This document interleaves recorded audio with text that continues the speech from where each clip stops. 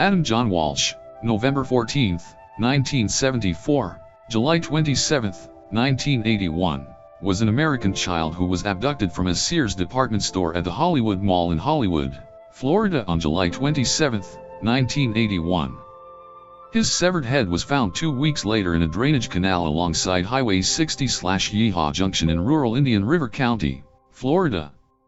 His death garnered national interest and was made into the 1983 television film Adam, seen by 38 million people in its original airing. His father, John Walsh, became an advocate for victims of violent crimes and was the host of the television program America's Most Wanted and, later, In Pursuit with John Walsh.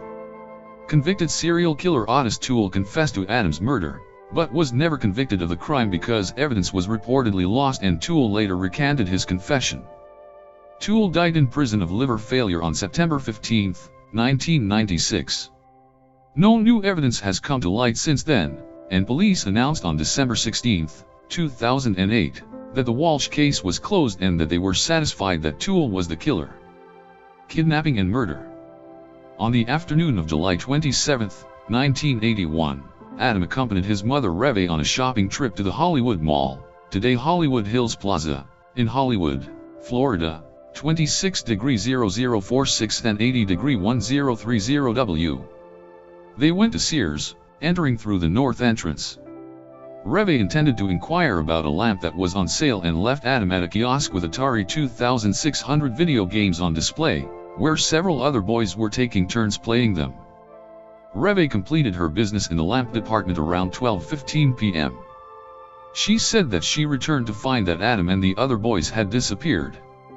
A store manager informed her that a scuffle had broken out over whose turn it was at the kiosk, and a security guard demanded that the boys leave the store. The security guard asked the older boys if their parents were present, and they said that they were not.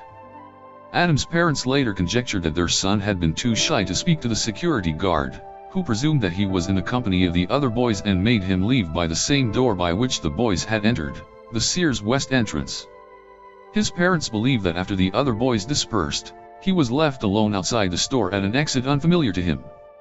Meanwhile, unable to find Adam in the toy department, Reve had him paged over the public address system and continued to look for him throughout the store. By coincidence, she ran into her mother-in-law Jean, who helped her search for him. After more than 90 minutes of searching and paging failed to locate Adam, Reve called the Hollywood police at 1:55 p.m. On August 10, a severed head was found in a drainage canal alongside the Florida Turnpike near Vero Beach, almost 130 miles, 210 kilometers, from Hollywood, by Detective Ralph E. Latimer Jr. and an unidentified deputy of the Indian River County Sheriff's Office. Indian River County and St. Lucie County divers searched the canal. On the morning of August 11, John and Reve appeared on national television saying that they still hoped that Adam was alive. A $100,000 equivalent to $298,060 in 2021, reward was posted for Adam's safe return. Soon after, the recovered remains were identified as Adam's. The coroner ruled that the cause of Adam's death was asphyxiation. The state of the remains suggested that Adam had died several days before the discovery of his head. The rest of his body was never recovered. The head, itself, would be kept in the morgue until the case's closure in 2008. Investigation. John and Reve believe that the Hollywood Police Department botched the treatment of Adam's disappearance, first with a missing person investigation, and then with a murder investigation. After some investigation, police eventually concluded that Adam was abducted by a drifter named Otis Toole near the front exterior of Sears after being instructed to leave by a security guard. Toole said that he had lured Adam into his white 1971 Cadillac, which had a damaged right bumper, with promises of toys and candy, then proceeded to drive north on Interstate 95 toward his home in Jacksonville. According to Toole, Adam, at first docile and compliant, began to panic as they drove on. Toole punched him in the face, but as this just made the situation worse, he then walloped him unconscious. While Adam was unconscious, Toole drove north on the Florida Turnpike to a deserted service road just north of the Rainbow Road overpass in northwest St. Lucie County, 27°3207 and 80°3635W. When Toole realized that Adam was still breathing, he strangled him to death with a seat belt, dragged him out of the car and decapitated him with a machete. Toole also claimed to have incinerated the body in an old refrigerator when he returned to Jacksonville. He claimed that he wanted to make Adam his adopted son, but that was not deemed feasible. The source of the blood found in Toole's car could not be identified. The police ultimately lost the blood-stained carpet from the car, the machete said to have been used to decapitate Adam and, eventually, the car itself. Toole, a confidant of convicted serial killer Henry Lee Lucas, repeatedly confessed and then retracted accounts of his involvement. Toole was never charged in Adam's case, although he provided seemingly accurate descriptions as to how he committed the crime. Netflix's confession tapes show footage of him apparently being fed information from interrogators, and he later confessed to several cases he had no involvement in. Several witnesses also placed him in the Hollywood area in the days leading up to Adam's disappearance. In September 1996, he died in prison of cirrhosis at the age of 49 while serving a life sentence for other crimes. Later, his niece told John Walsh that he made a deathbed confession to Adam's murder. His confession was viewed as unreliable, as he and Lucas confessed to or implicated themselves in more than 200 homicides. Most of Lucas' confessions were later revealed to have been false, having been coerced by the Texas Rangers. In 1997, Hollywood Police Chief Rick Stone conducted an exhaustive review of Adam's case after the release of John's book. At the time, Stone was a 22-year veteran of the Dallas, Texas, and Wichita, Kansas police departments and had been appointed Hollywood's chief of police in the previous year. Although the crime happened 16 years before the time of his review, he provided an analysis of the evidence, including a review of taped interrogations of Toole by Hollywood detective Mark Smith. Stone says that his review found evidence beyond a reasonable doubt that Toole murdered Adam. Stone noted that both Toole and Lucas were notorious for confessing to crimes that they had committed and then recanting. In 2007, according to allegations that earned widespread publicity, Jeffrey Dahmer, who was arrested in Wisconsin in 1991 after killing more than a dozen men and boys, was also named as a suspect in Adam's murder. Dahmer's father called the America's Most Wanted hotline soon after his son's arrest to claim that he believed that his son was a pedophile. Dahmer was living in Miami Beach at the time of Walsh's murder, and 2 eyewitnesses placed him at the mall on the day that Adam was abducted. One claimed to have seen a strange man walking into the toy department.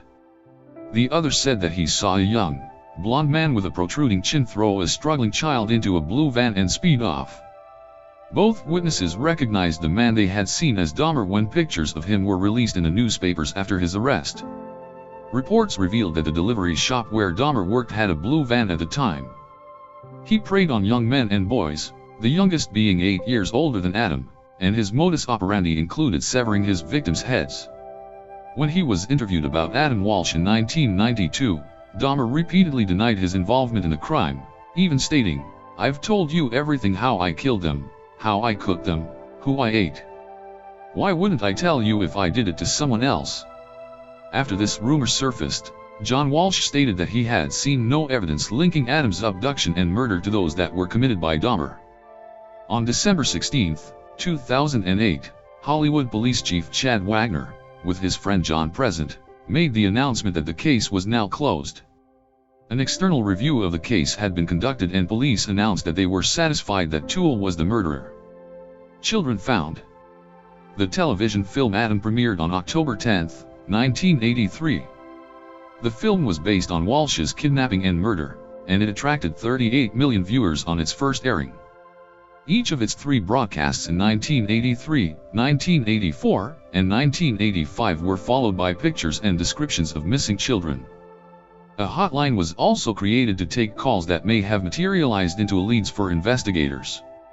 The pictures and hotline were credited with finding 13 of the 55 children shown. American rapper Bizzy Bone, who was abducted by his stepfather as a child, was reunited with his mother after a babysitter recognized a photo of him during the broadcast. Laws and organizations for missing children. In 1984, the U.S. Congress passed the Missing Children's Assistance Act, owing in part to the advocacy of the Walshes and other parents of missing children. It allowed the formation of the National Center for Missing and Exploited Children. The Code Adam program for helping lost children in department stores is named in Adam's memory. The U.S. Congress passed the Adam Walsh Child Protection and Safety Act on July 25, 2006, and President George W. Bush signed it into law on July 27. The signing ceremony took place on the south lawn of the White House, attended by John and Reve. The bill institutes a national database of convicted child molesters, and increases penalties for sexual and violent offenses against children. It also creates a RICO cause of action for child predators and those who conspire with them.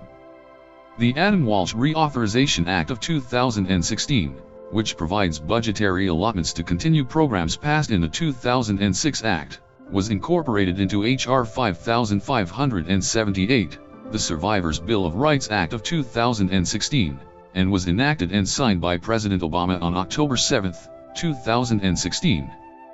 Societal and psychological effects. The publicity that surrounded Adam's case and the widely watched television movie Adam also created what was described as a mid-1980s panic over stranger abductions, one that may have been out of proportion to the actual numbers and that has persisted for decades. Richard Moran, a criminologist at Mount Holyoke College, says, "The case created a nation of petrified kids and paranoid parents. Kids used to be able to go out and organize a stickball game, and now all playdates and the social lives of children are arranged and controlled by the parents. The fear still lingers today." Early estimates by the NMEC would state that as many as 20,000 children a year were abducted by strangers, and public service spots relayed the perceived danger. A 1985 Pulitzer Prize exposed discussed a numbers gap between the claimed number and other statistics, such as that the FBI investigated a total of 67 abductions by total strangers in 1984. By 1988, even as the NMEC lowered annual estimates of stranger abductions by 80%, early estimates had a life of their own. A 1990 study of child abductions found that 99% of them were family-related. In the 15 years between 2000 and 2015, the number of missing children ultimately killed decreased, partially attributed to the emergence of technologies such as mobile phones that allow calls for help.